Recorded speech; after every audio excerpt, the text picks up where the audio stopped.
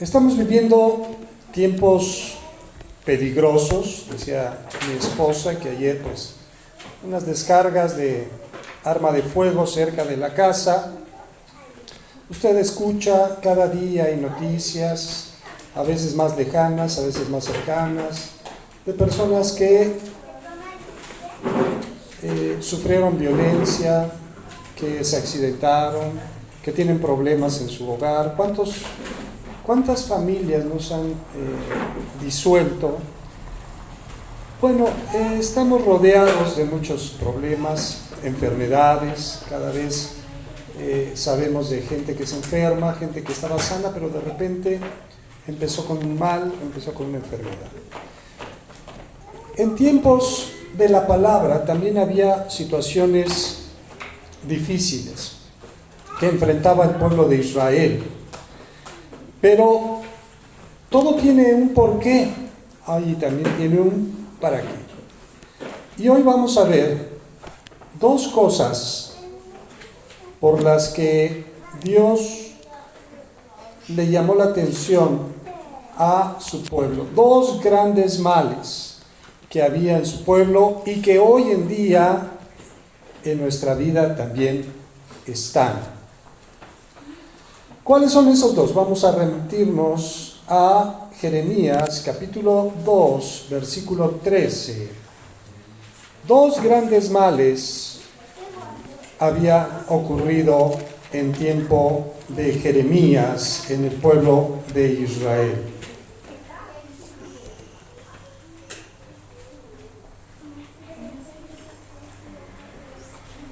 Dos grandes males. Ya estamos aquí en Jeremías capítulo 2, verso 13. Si no lo he encontrado, lo voy a leer, ponga atención. Dice: porque dos males ha hecho mi pueblo. ¿Cuáles eran esos males? Me dejaron a mí fuente de agua viva y cavaron para sí cisternas rotas que no retienen agua. Y vamos a entender de qué nos está hablando aquí. Le reprocha el Señor a su pueblo que han cometido dos grandes males. Para entenderlo vamos a ir un poquito al contexto histórico. Alrededor de 600 años antes de Cristo, Judá se enfrentaba, como nos enfrentamos hoy en día, a tiempos difíciles.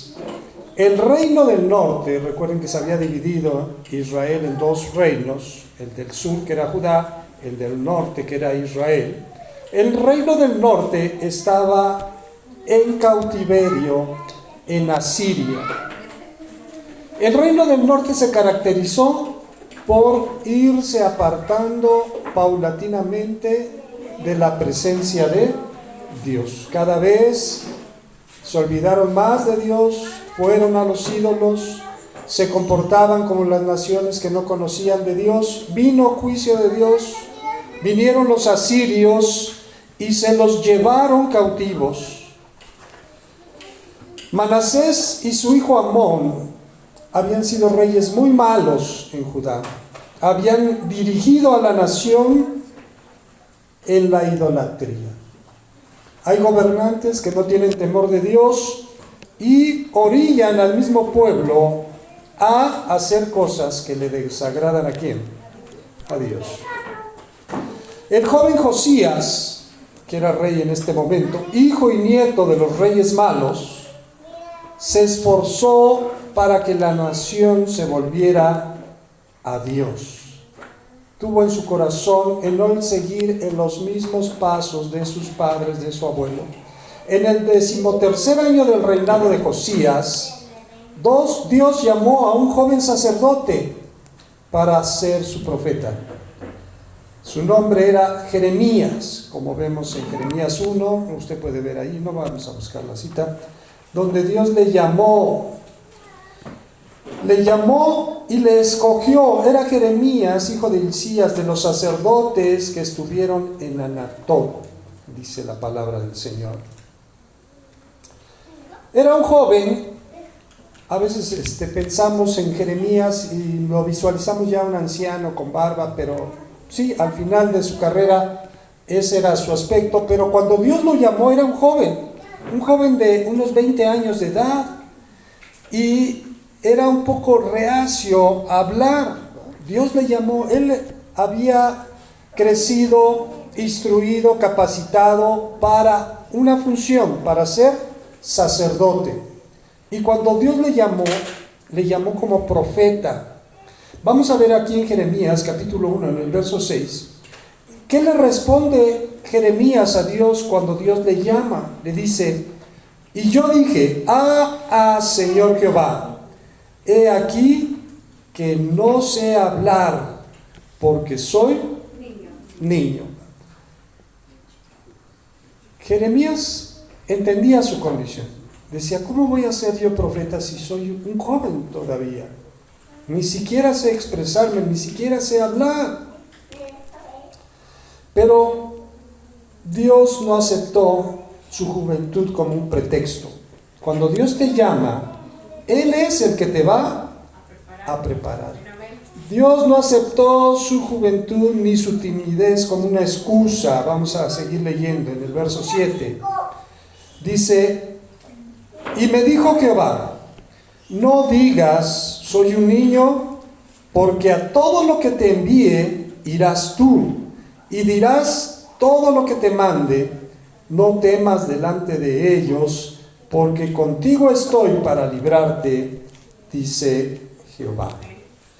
Entonces, en esa primera visión como profeta de Dios, Jeremías fue enviado a entregar un punzante mensaje. Un mensaje que simbraba la confianza del rey del pueblo.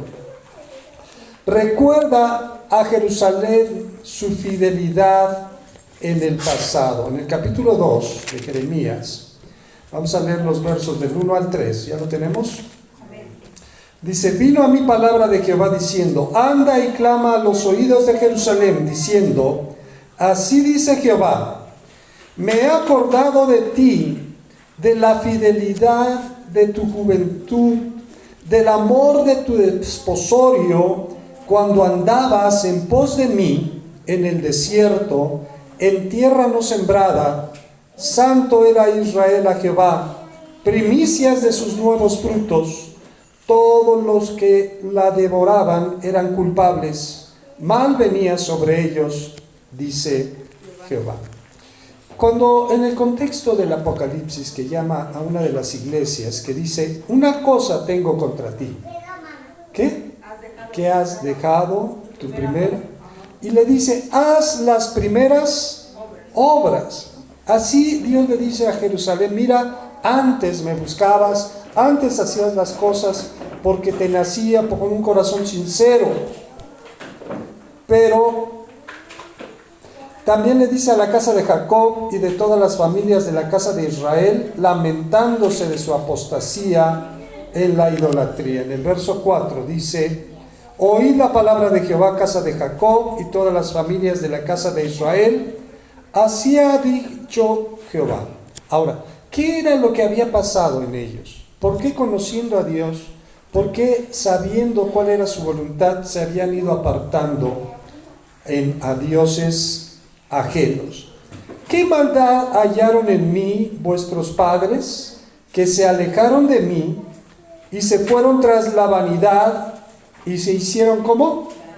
Hoy en día hay muchos casos, pero estoy hablando aquí. Hay muchos casos de gente que hace un berrinche, se enoja, pero se enoja ¿con quién? Con Dios. Ahora ya no voy, ahora ya no leo, ahora ya no oro. Como que si con esas acciones estuviéramos castigando ¿a quién? A Dios. Y Dios dice, bueno, ¿qué maldad vieron en mí para que ustedes me abandonaran?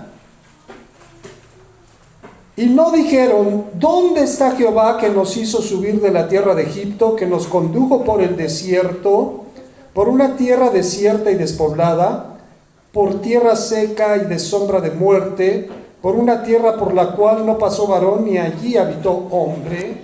En otras palabras, esas personas que están en rebeldía y en enojo, y también en nuestra propia vida, porque a veces como que nos enojamos, le echamos la culpa a Dios de las cosas que nos están, ¿qué? pasando. Nos olvidamos de todos los beneficios que Dios ha dado a nuestra vida. Y entonamos muchas veces ese canto que dice: ¿qué sería de mí si no me hubieras alcanzado? ¿Qué sería de nosotros? ¿Dónde estaríamos? Algunos ya no estuvieran. En la vida que llevaban, en los peligros a los cuales se enfrentaban, a las situaciones a las cuales vivían. Sin embargo, el pueblo de Israel se había olvidado. Por eso dice el Salmo: bendice alma mía a Jehová y bendiga todo mi ser su santo nombre. Bendice alma mía a Jehová y no te olvides de ninguno de tus beneficios. ¿Vale? Y entonces les empieza a hablar de todo lo que Él hizo por ellos, de dónde los rescató. En el verso 11 dice: ¿acaso alguna nación ha cambiado a sus dioses, aunque ellos no son dioses? Sin embargo, mi pueblo ha trocado su gloria por lo que no aprovecha. Habían dejado de confiar en Dios. Diciendo que los cielos miran con asombro y gran temor, ya que Dios acusó a su pueblo de cometer dos grandes males. Vamos a leer los versos 12 y 13. Dice: espantaos cielos sobre esto y horrorizaos, desolaos en gran manera, dijo Jehová, porque dos males ha hecho mi pueblo.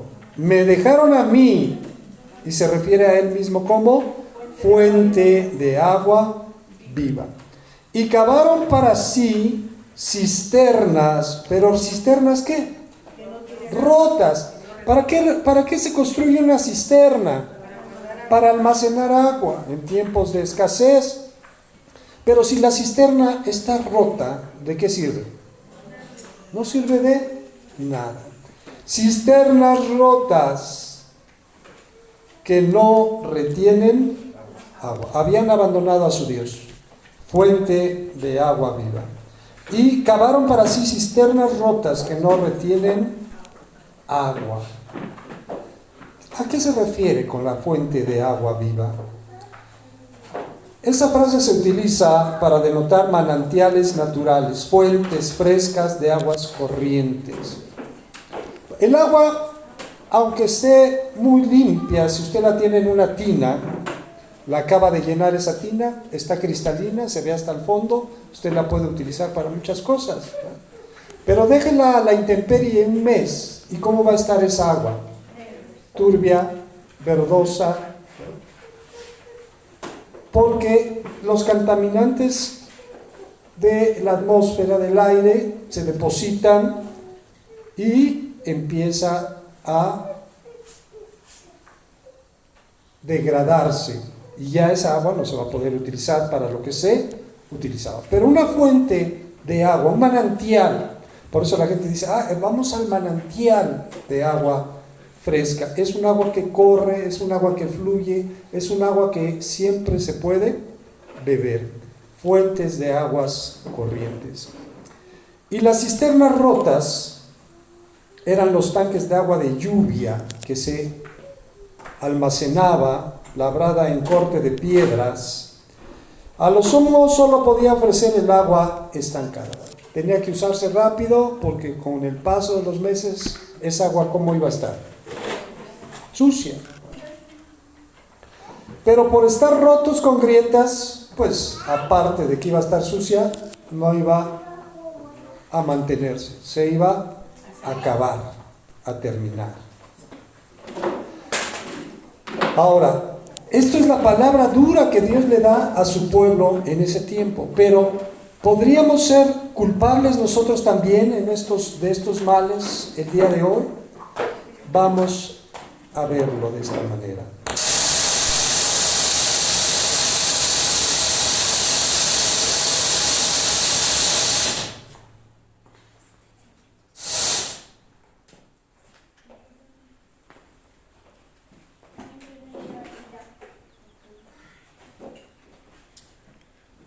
Ok. Vamos a verlo de esta manera. Para ver cómo podríamos ser culpables de males semejantes, vamos a examinar más de cerca estos dos grandes males que habla Jeremías 2:13.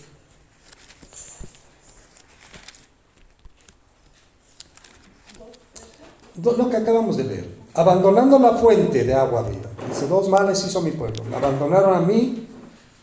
Israel abandonó a su fuente de aguas vivas. Dios era la fuente de aguas vivas de Israel, quien le había librado de la esclavitud de Egipto, como le recuerde. Yo fui el que los sacó de la esclavitud, los conduje por un desierto. En el desierto, ¿qué se caracteriza en el desierto? ¿Qué característica tiene el desierto? Por eso dicen, en ese lugar está desierto. ¿No hay? Nada. Sin embargo, cuando el pueblo de Israel pasó el desierto, no tuvo hambre, no tuvo sed, no tuvo calor, tampoco tuvo frío. Todas sus necesidades fueron satisfechas ¿por quién? Por Dios. ¿Quién los introdujo? Dice, la promesa era, los voy a meter en una tierra próspera, una tierra que fluye. Dice, cuando ustedes entren en esa tierra, ¿cómo iba a ser de bueno Dios? Van a vivir en casas que ustedes no construyeron. Van a comer de árboles que ustedes no plantaron. Van a tomar agua de pozos que ustedes no cavaron. Una tierra que fluía leche y miel. Sin embargo, Israel se olvidó de su Dios. A partir de sus propios sacerdotes y sus gobernantes. Estamos en Jeremías, en el capítulo 2. Vamos a ver en el verso 8. Dice, los sacerdotes no dijeron, ¿dónde está Jehová? Y los que tenían la ley no me conocieron. Y los pastores se rebelaron contra mí. Y los profetas profetizaron en nombre de Baal y anduvieron tras lo que no aprovecha. De una generación a otra se olvidaron de Dios. En el verso 9. Por tanto, contenderé aún con vosotros, dijo Jehová, y con los hijos de vuestros hijos. ¿Qué iba a ocurrir? Pleitearé. Porque los padres se olvidaron de Dios y los hijos también se olvidaron de Dios. Ahora, hace una comparación cuando leímos esa parte. Dios compara a Israel con otras naciones. Dice, las otras naciones son fieles a sus dioses, aunque ellos verdaderamente no son ¿qué? No son dioses y no los cambian, no los abandonan. Hay gente que anda en la idolatría y se aferra. Pero nosotros a veces nos olvidamos de quién. De Dios. Israel había cambiado la gloria de Dios por cosas que no benefician. ¿Acaso nosotros nos atreveremos a abandonar nuestra fuente de agua viva? Ahora, esta frase de fuente de agua viva, recuerden que Jesús dijo en el día solemne de la fiesta en Jerusalén. Era el último día, el día más solemne, el día en que todos estaban congregados ahí. Levantó Jesús la voz fuertemente, dice, todo aquel que tenga sed, venga a mí y beba. Porque el que cree en mí, de su ser, de su vientre, saltará una fuente que corra, ¿para qué? Para vida eterna. ¿Qué está brotando de nosotros? Amarguras, iras, contiendas, envidias, falta de paz, falta de perdón. Dice, el que cree en mí, de su ser, de su vientre brotarán ¿qué? Fuentes de agua que salten ¿para qué? Para vida eterna. Esa es la fuente. Nosotros tenemos esa fuente de agua viva. Jesús es la fuente de agua viva. Jesús le dijo a la samaritana, el que beba de esta agua, ya refiriéndose a ese pozo, al pozo de Jacob, volverá a tener ¿qué? Sed. Pero el que beba del agua que yo le daré, no tendrá sed jamás.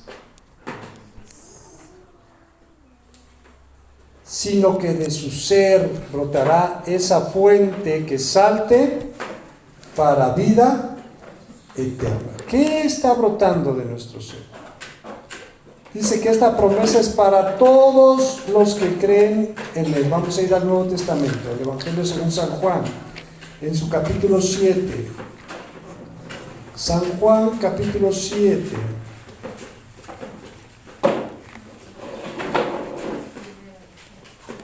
San Juan, capítulo 7, versos 37 al 39.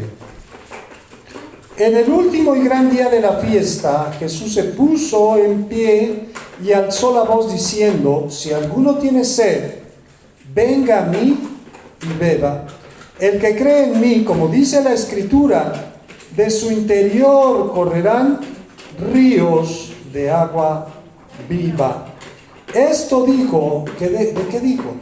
Del Espíritu que habían de recibir los que creyesen en él, pues aún no había venido el Espíritu Santo, porque Jesús no había sido aún glorificado. ¿Nosotros nos atreveremos a olvidarnos de nuestro Dios? Diremos: ya no me acuerdo de las cosas que Dios me dio, que a través de Jesús y su Espíritu nos ofrece esa agua viva, esa agua que sacie nuestra sed, un agua que salta para vida, una fuente que salte para vida eterna. Los ríos de agua viva fluyendo en nuestros corazones, como dice la Escritura. No podríamos olvidarnos de nuestro Dios, que a través de Jesús y su Espíritu nos promete después de esta la vida, pero la vida eterna. Llevarnos a fuente de agua viva. Vamos a ir a Apocalipsis, capítulo 7. Apocalipsis, capítulo 7.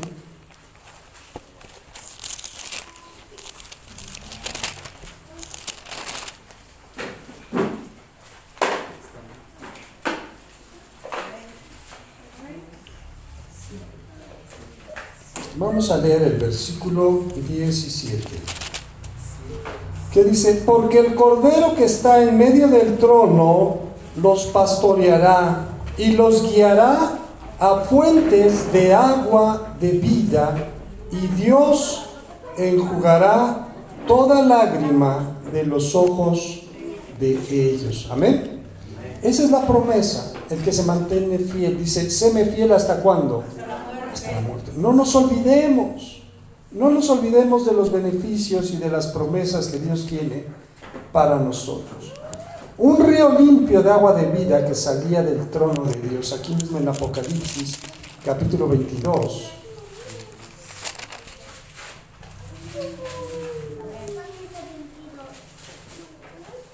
Recuerden que Apocalipsis nos revela las cosas que nos esperan en el cielo. Amén. Después me mostró un río limpio de agua, pero de un agua especial. ¿De agua de qué? Agua de vida, resplandeciente como el cristal, que salía del trono de Dios y del Cordero. Dice que esa nueva Jerusalén, las calles son ¿de qué? De oro. Y hay un mar ¿de qué? De cristal, ¿no?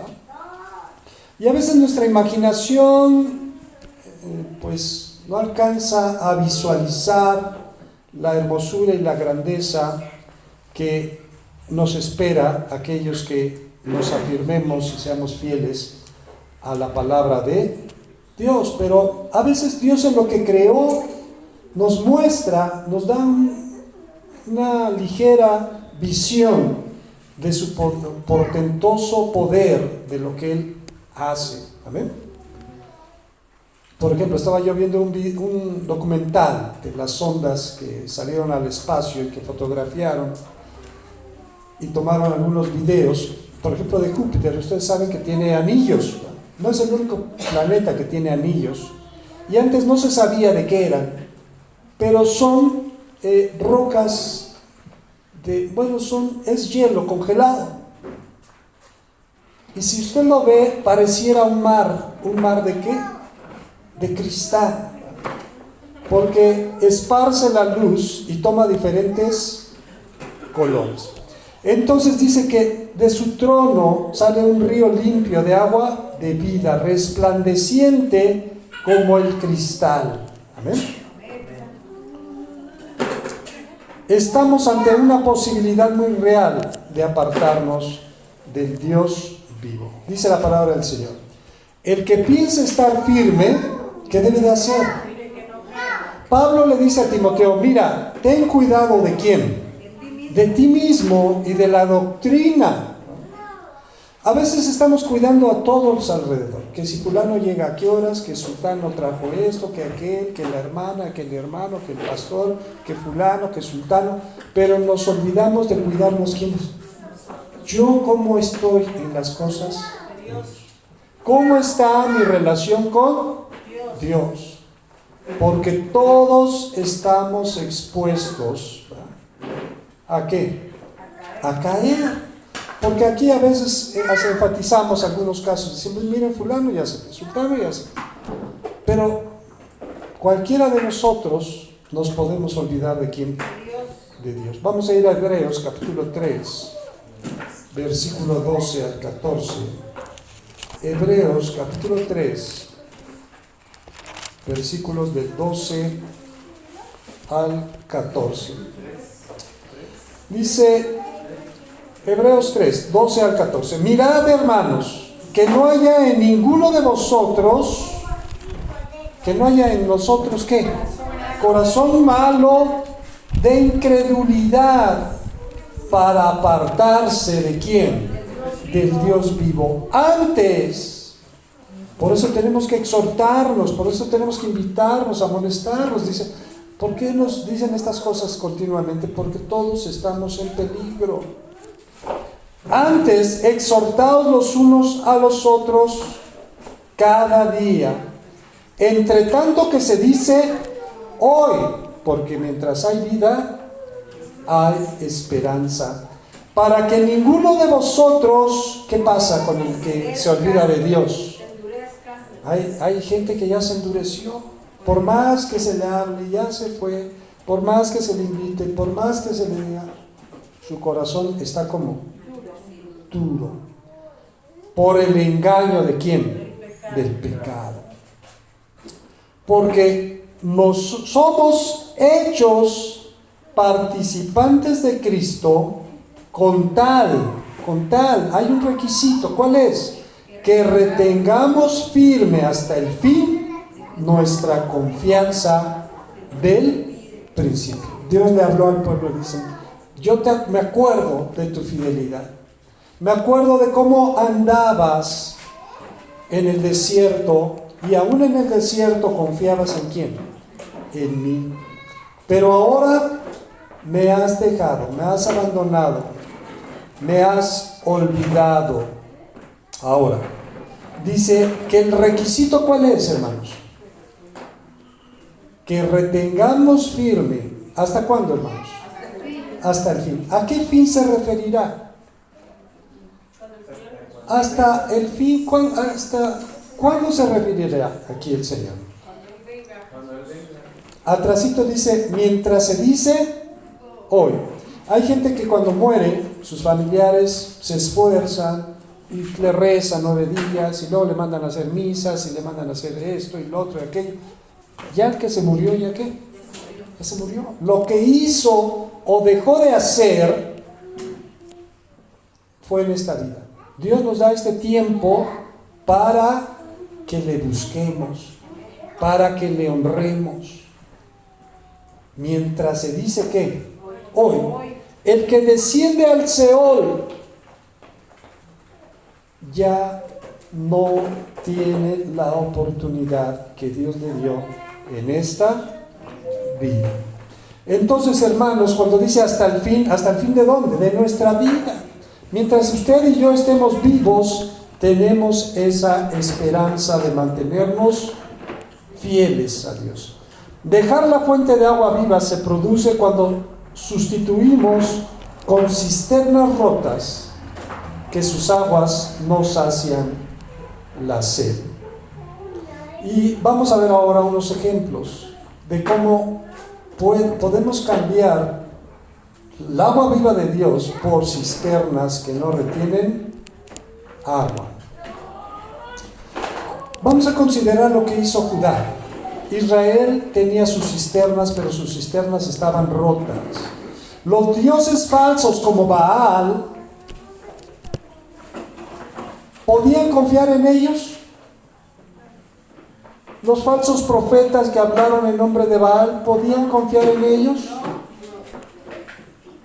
La falsa sensación de prosperidad, porque muchos dicen, no, pues me está yendo ¿qué? No voy a la iglesia y me va excelente. Falsa sensación de prosperidad de la cual Dios nos advierte. Vamos a ir a Deuteronomios capítulo 8. Muchos han caído en ese error, hermanos. Muchos han caído en ese error de decir, oh, me está yendo muy bien. Cuando Juan escribe aquella carta que le dice a Gallo, espero que estés prosperando en todo, como prospera ¿qué? Tu alma. Nuestra alma es la que debe de estar prosperando. Deuteronomio capítulo 8, vamos a leer del verso 11 al 17. Amén. Cuídate. Otra vez vuelvo a decir aquí la escritura. No estés cuidando al de enfrente, al de al lado, no te preocupes mucho, aunque Dios nos ha llamado como un cuerpo, como una familia, para cuidarnos, para protegernos unos a otros. Pero dice, cuídate, tú cuídate de no olvidarte de Jehová tu Dios para cumplir sus mandamientos, sus decretos y sus estatutos que yo te ordeno hoy. No suceda que comas y te sacies y edifiques buenas casas en que habites, y tus vacas y tus ovejas se aumenten, y la plata y el oro se te multipliquen, y todo lo que tuvieres se aumente, y se enorgullezca tu corazón, y te olvides de Jehová tu Dios, que te sacó de la tierra de Egipto, de casa de servidumbre, que te hizo caminar por un desierto grande y espantoso, lleno de serpientes ardientes y de escorpiones y de sed, donde no había agua, y él te sacó agua de la roca del pedernal, que te sustentó con maná en el desierto, comida que tus padres no habían conocido, afligiéndote y probándote, para la postre hacerte bien, y digas en tu corazón, mi poder y la fuerza de mi mano me han traído esta riqueza. Entonces dice, cuida, no te vaya a pasar ¿qué? Eso, que digas, me está yendo excelente, ya no necesito buscar de quién, de Dios. Israel había dejado totalmente al Dios vivo por lo que eran pobres sustitutos. Acuérdense de este Baal, que en aquel desafío de Elías había 450 profetas sacerdotes de Baal. Dijo, vamos a hacer una cosa para ya determinar, para que el pueblo no ande en dos pensamientos. Si Jehová es Dios, sírvanle. Si Baal es Dios, sírvanle. Vamos a hacer esto. El Dios que responda con fuego del cielo, ese es Dios. Y entonces les dijo, como ustedes son muchos, empiecen ustedes su sacrificio. Y los sacerdotes de Baal descuartizaron su toro, la pusieron en la leña, pero la condición era no poner ¿qué? Fuego. Y dice que desde la mañana hasta el mediodía gritaban y clamaban y se rajaban porque era su costumbre, y clamaban a su dios Baal, pero el dios Baal no ¿qué? No contestaba. Y Elías se burlaba de ellos y les decía, grítenle más fuerte. A lo mejor está dormido, a lo mejor está ocupado o haya salido.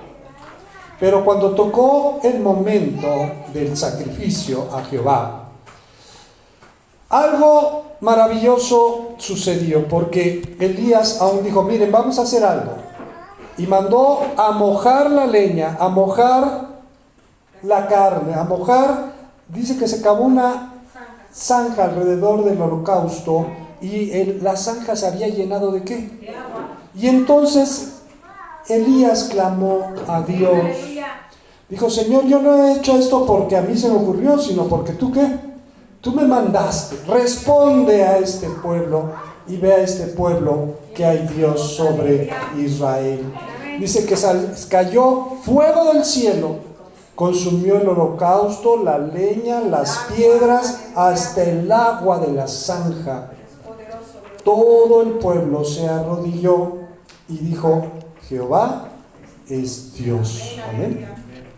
Pero ahora este pueblo, una vez más, había olvidado a Jehová y se había vuelto a lo que no es Dios, a Baal. Cavaron cisternas que no retienen. Pero ¿y nosotros? ¿Cómo cavamos esas mismas cisternas? ¿Estamos cavando cisternas rotas? ¿Podemos ser culpables de ir tras dioses falsos el día de hoy? Tales como el materialismo, la inmoralidad, que son formas de idolatría. Vamos a Efesios, capítulo 5, verso 5.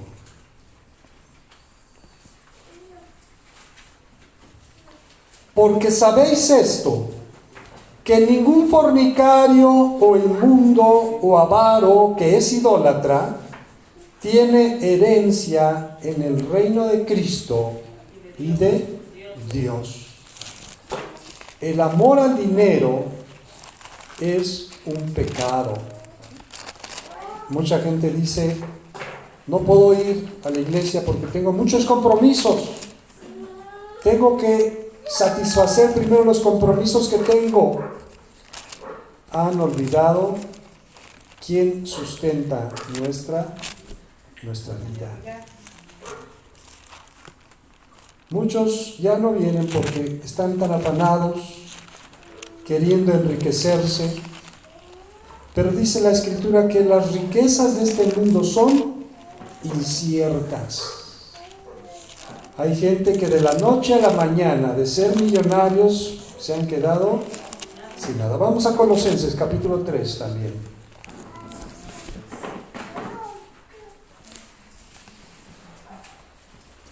Fabricamos esas cisternas rotas cuando nosotros dejamos que lo terrenal aflore en nuestra vida. En lo que la encuentran Colosenses 3. Oí a alguien orando que decía, Señor, he visto al hombre, haciendo una referencia. Cuando decimos, es que no veas al hombre, nos referimos a que no veamos los errores de ¿quiénes? De los demás. ¿Verdad? He visto al hombre, pero todos vemos al hombre. ¿Verdad?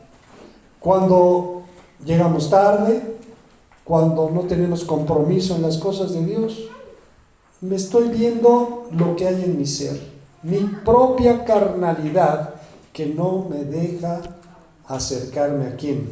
A Dios. Por eso dice aquí en Colosenses capítulo 3, haced morir, hermanos, tenemos que hacer morir de una vez y para siempre lo terrenal en vosotros. ¿Qué será? ¿De qué estará hablando?